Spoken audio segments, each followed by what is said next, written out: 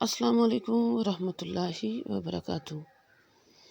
الحمدللہ وکفا والصلاة والسلام علی من لا نبی بعدہ، اما بعد فاعوذ باللہ السمیع العلیم وبیدہ الکریم وسلطانہ القدیم من الشیطان الرجیم۔ آمن الرسول بما انزل الیہ من ربہ والمؤمنون کل آمن باللہ وملائکتہ وکتبہ ورسلہ لا نفرق بین احد من رسلہ وقالوا سمعنا واطعنا غفرانک ربنا والیک المصیر۔ آیت 285 سورہ بقرہ۔ رسول ایمان لایا اس چیز پر جو اس کی طرف اللہ کی جانب سے اتری، اور مومن بھی ایمان لائے، یہ سب اللہ اور اس کے فرشتوں پر اور اس کی کتابوں پر اور اس کے رسولوں پر ایمان لائے۔ اس کے رسولوں میں سے کسی میں ہم تفریق نہیں کرتے۔ انہوں نے کہہ دیا، ہم نے سنا اور اطاعت کی، ہم تیری بخشش طلب کرتے ہیں اے ہمارے رب، اور ہمیں تیری ہی طرف لوٹنا ہے۔ رسول ایمان لایا اشارہ ہے محمد صلی اللہ علیہ وآلہ وسلم کی طرف، جس پر یہ کتاب نازل ہوئی۔ کس چیز پر؟ اس پر جو اس کی طرف اتاری گئی، شریعت، قرآن اور حکمت، اور اللہ نے آپ پر کتاب اور حکمت اتاری۔ ایمان کیوں ضروری ہے اور اس پر ایمان لانا کیوں ضروری ہے؟ جو محمد صلی اللہ علیہ وآلہ وسلم پر نازل کی گئی قرآن و سنت پر، کتاب و حکمت پر ایمان ضروری ہے۔ جس چیز پر ایسا یقین کہ جس میں کسی قسم کا کوئی شبہ ہی نہ ہو، ایمان اس کو کہتے ہیں۔ یقین کامل، مکمل اعتماد، بھرپور اقرار، پوری قبولیت۔ یقین، اعتماد، اقرار، قبولیت، یہ چاروں درجے ہیں۔ یقین مان جانا کسی چیز کو، کیسا ماننا کہ جس میں کوئی شک نہ رہے۔ یہ کہاں کا کام ہے؟ یہ دل کا۔ دوسرا ہے اقرار، یہ زبان کا کام ہے۔ تیسرا ہے قبول، عمل سے، عمل رویہ قبول کر لینا، پھر اپنا عمل ایسا ہی کر لینا جیسا اس کتاب نے کہا۔ قبولیت، جس کو یہ فکر ہو جائے کہ میں امتحان میں ہوں اور میرے اعمال کا محاسبہ ہو رہا، میرے اعمال کا حساب ہوگا، کیا پھر وہ چین سے بیٹھ سکتا ہے؟ وہ کیا چاہے گا؟ کچھ کرنا چاہے گا۔ آؤ اپنے بارے میں سوچیں۔ ہم ایک ایسی زمین پہ ہیں جس کا مالک اللہ ہے، جس کے اوپر ایسی چھت ہے جس کا مالک اللہ ہے۔ یہ ہمارا جسم اللہ پاک کا بنایا ہوا، اور واپسی بھی اسی کی طرف ہے۔ اور جو کچھ ہم کر رہے ہیں سب لکھا جا رہا، سب کچھ ریکارڈ ہو رہا۔ ایک دن سب کھلے گا اور دکھایا جائے گا، پھر جزا اور سزا کا دن ہوگا۔ وہ سارے کا سارا فیصلہ اللہ کے ہاتھ میں ہوگا۔ جسے چاہے گا معاف کرے گا، جسے چاہے گا سزا دے گا۔ تو پھر اس زمین پر اپنا وقت اللہ کی مرضی کے مطابق گزارنا چاہیے۔ اللہ پاک کی مرضی کہاں سے معلوم ہوگی؟ قرآن و سنت سے۔ قرآن و سنت سے فائدہ اٹھانے کے لیے کیا ضروری ہے؟ سب سے پہلے ایمان، یقین۔ اس لیے تو کیا فرمایا سورہ بقرہ میں، ذالک الکتاب لا ریب فیہ، یہ کتاب ہے کہ جس میں کوئی شک نہیں۔ پورا اعتماد رکھو، یقین رکھو۔ ھدی للمتقین، ہدایت متقین کے لیے آئی ہے۔ یہ کتاب ہدایت راہ دکھانے کے لیے آئی ہے۔ جتنا زیادہ اس پر یقین ہوگا اتنا ہی زیادہ فائدہ اٹھا سکتا ہے۔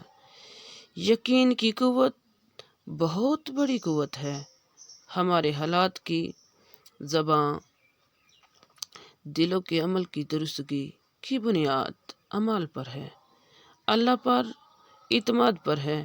جتنا زیادہ پکا یقین ہوگا اتنا زیادہ اپنے آپ کو ہم اس رب کے حوالے کر دیں گے اپنی خوشی کے ساتھ کہ یا رب چند دن کی تو بات ہے نا، مشکل بھی ہوگی تو بھی میں وہی کروں گی، مشکل بھی ہوگی تو اللہ میں تیرا بندہ ہو کے وہی کروں گا جو تو چاہتا ہے، جو تجھے پسند ہے۔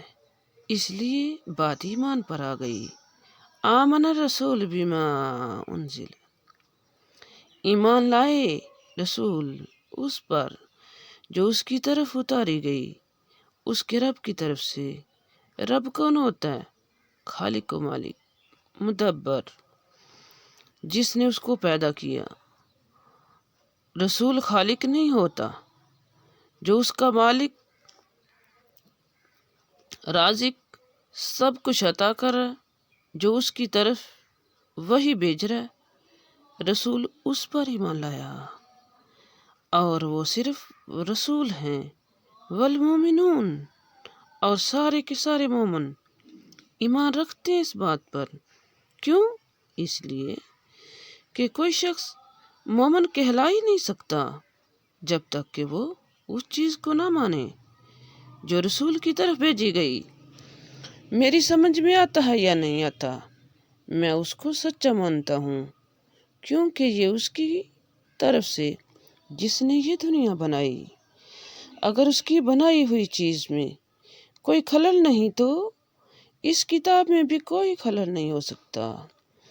کلن، سارے کے سارے رسول اور باقی سب مومن، آمن باللہ، سب اللہ پر ایمان رکھتے ہیں۔ سبحان اللہ۔ اللہ کی ذات، اس کی صفات پر ایمان رکھتے ہیں کہ سارے اچھے اچھے نام اور کامل اچھی اچھی صفات اسی کی ہیں۔ وہ بہت خوبیوں کا مالک ہے۔ پھر اس کے الہ ہونے میں کہ وہ بہت خوبیوں کا مالک ہے، پھر اس کے الہ ہونے پر اور حقیقی الہ ایک الہ ایمان رکھنا ہے کہ بس معبود برحق ایک ہی ہے اور وہی ہمارا خالق و مالک رازق ہے۔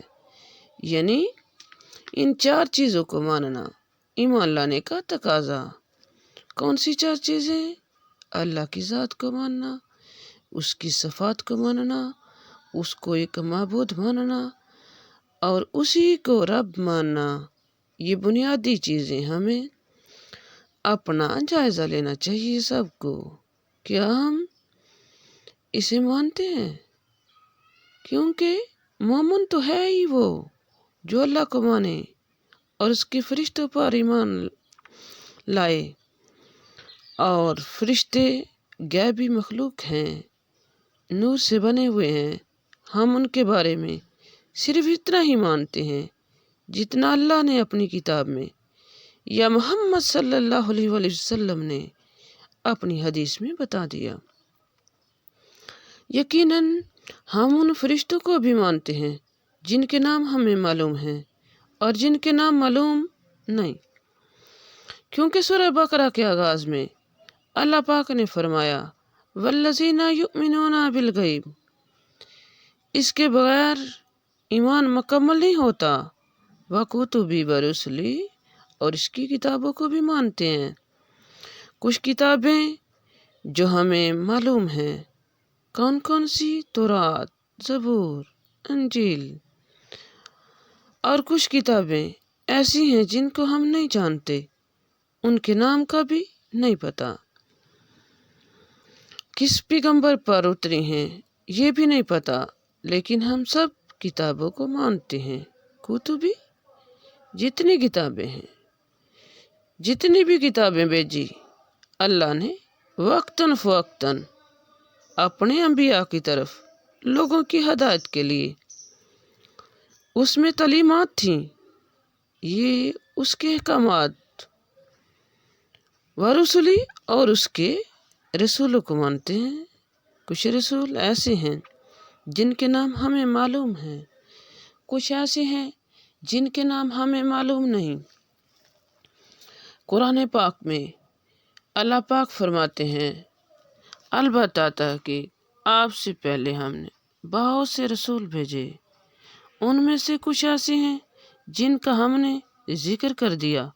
قرآن پاک میں 25 انبیاء کے نام آئے ہیں، اور کچھ احادیث میں، اور ان میں سے کچھ ایسے ہیں جن کا ہم نے ذکر بھی نہیں کیا، لیکن ہمارا کام ہے ان پر ایمان رکھتے ہیں کہ وہ اللہ کے بھیجے ہوئے رسولوں کا کیا کام، کہ وہ رسولوں کا کام تھا لوگوں تک حق کی بات پہنچانا۔ رسول کا لفظی معنی پیغام لانے والے، جن پر اللہ نے وحی اتاری، اپنی ہدایت اتاری، جو بھی اللہ پاک نے چاہا ان کو عطا کیا، اور ان کو یہ حکم دیا کہ وہ آگے پہنچائیں۔ اور وہ کون ہوتے ہیں؟ نمبر 1، وہ رسول مرد ہوتے ہیں، ان پر اللہ کی طرف سے وحی آئی۔ نمبر 3، ان کو یہ حکم آتا ہے کہ وہ اس کی وحی کو آگے پہنچائیں۔ قرآن پاک میں آتا، یا ایھا الرسول بلغ ما انزل، اے رسول پہنچا دیجئے جو آپ کی طرف، آپ کے رب کی طرف سے اتارا گیا، اور اگر آپ نے ایسا نہ کیا تو آپ نے رسالت کا حق ادا نہ کیا۔ رسالت کی ذمہ داری کیا ہے؟ پیغام کو آگے پہنچانا۔ جتنے بھی رسول آئے ہیں انہوں نے پیغام آگے پہنچایا، ہم ان پر ایمان رکھتے ہیں۔ لا نفرق بین، ہم ان رسولوں میں سے کسی کے درمیان فرق نہیں کرتے ہیں، بات میں فرق نہیں کرتے، ان کے درجات میں نہیں، ان پر ایمان لاتے ہیں۔ درجات اللہ نے خود الگ الگ رکھے ہیں۔ تلک الرسل فضلنا بعضهم علی بعض، یہ رسول ہم نے ان میں سے بعض کو بعض پر فضیلت دی، بعض سے اللہ نے کلام کیا اور بعض کو درجے میں بلندی عطا کی۔ 5 اولو العزم ہیں رسولوں میں سے، کون کون سے ہیں؟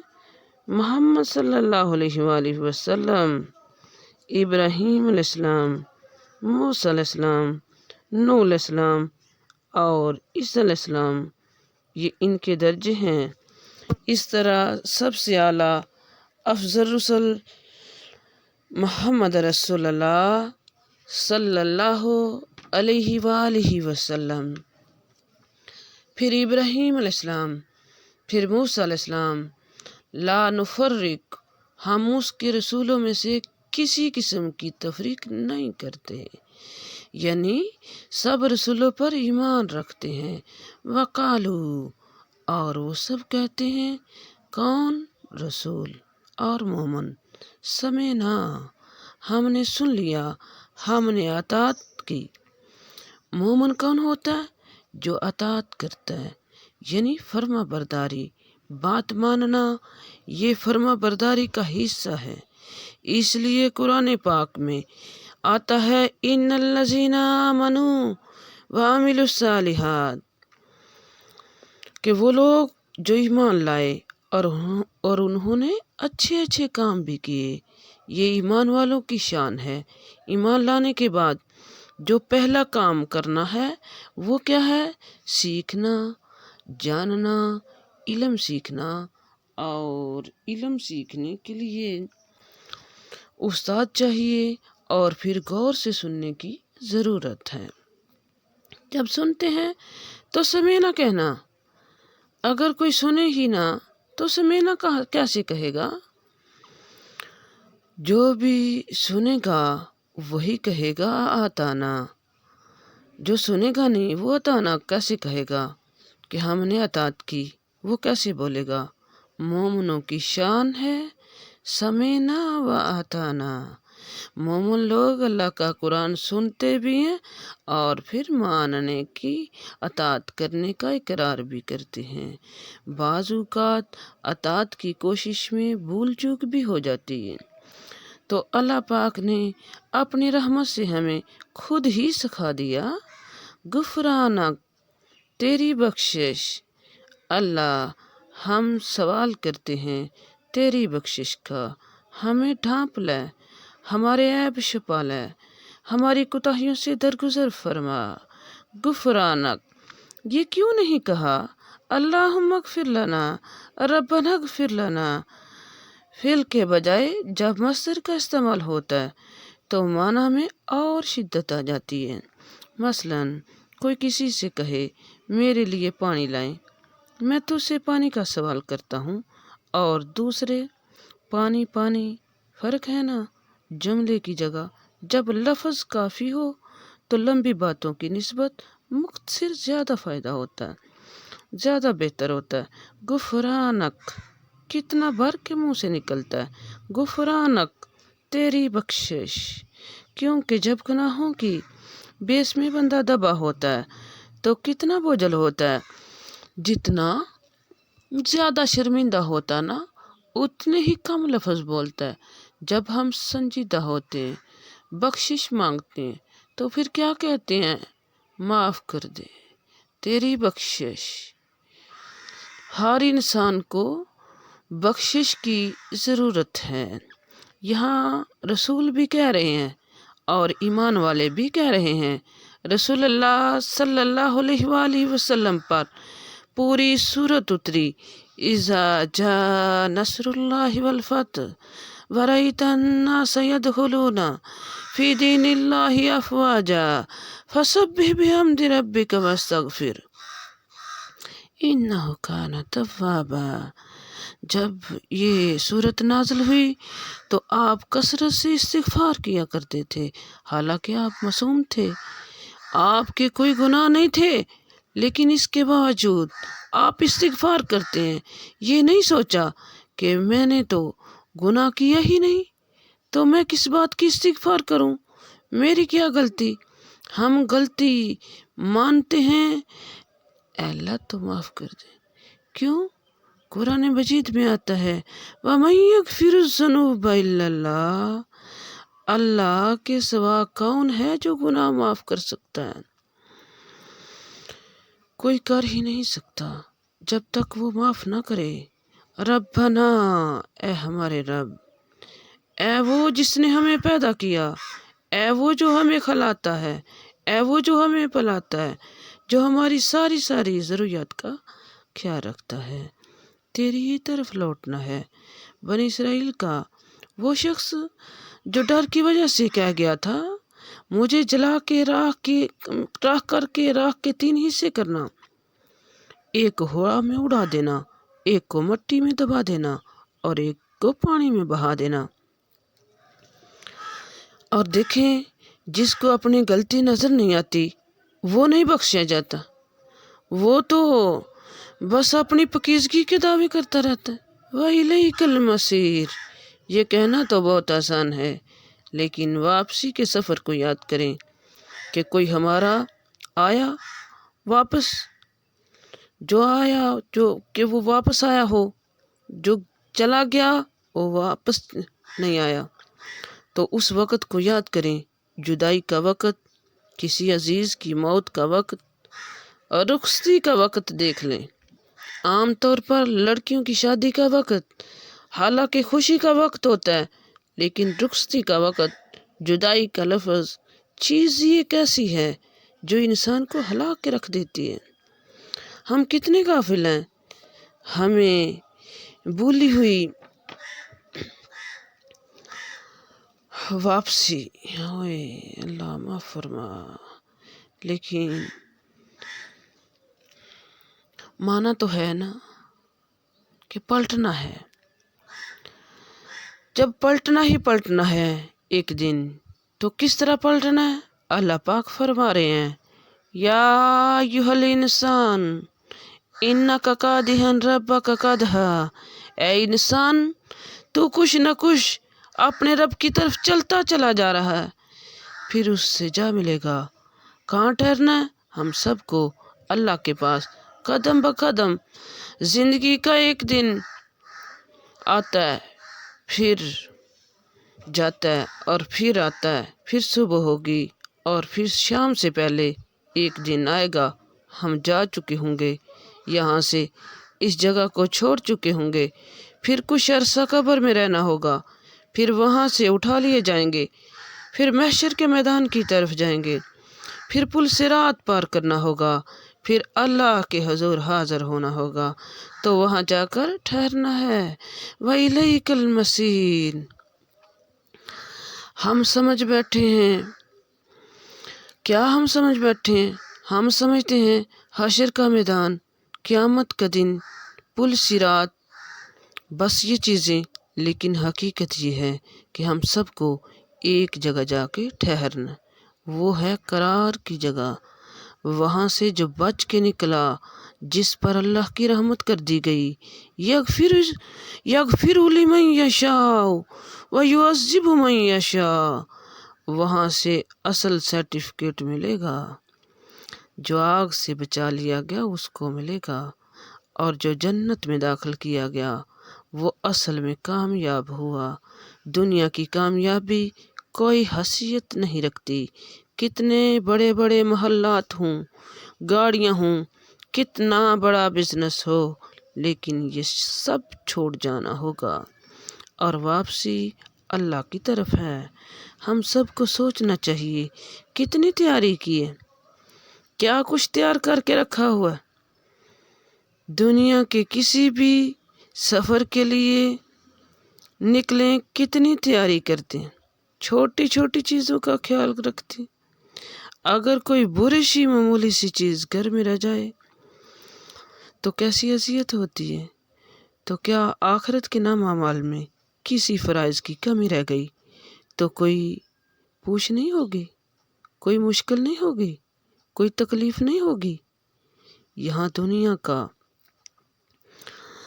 रिकॉर्ड चेक कर लिया करें और वहाँ ज़ाहरी अमाल की कोई पूछ नहीं होगी। हमने कैसे, देखो ना, कैसे सोच लिया अल्लाह गफूर रहीम है, लिहाजा अमल की ज़रूरत नहीं। दुनिया में तकलीफ़ें आती हैं, बीमारियाँ आती हैं, हालांकि अल्लाह गफूर रहीम है। इसी तरह अल्लाह गफूर है, लेकिन जिसकी चाहे आखिरत में पकड़ करे, जिसको चाहे माफ़ करे। लिहाजा अपनी तरफ से कोशिश और तैयारी की शिद्दत से ज़रूरत है। आओ ईमान वालो, आखिरत की तैयारी करो, कुरान और सुन्नत को समझो, और जो समझ गया असल में वही कामयाब इंसान है। जो समझ गया वही अक्लमंद है। अल्लाह हम सबको कुरान और सुन्नत की समझ नसीब फरमा। सुबहान रब्बिका रब्बिल इज़्ज़ति अम्मा यसिफून व सलामुन अलल मुरसलीन वल्हम्दुलिल्लाहि रब्बिल आलमीन।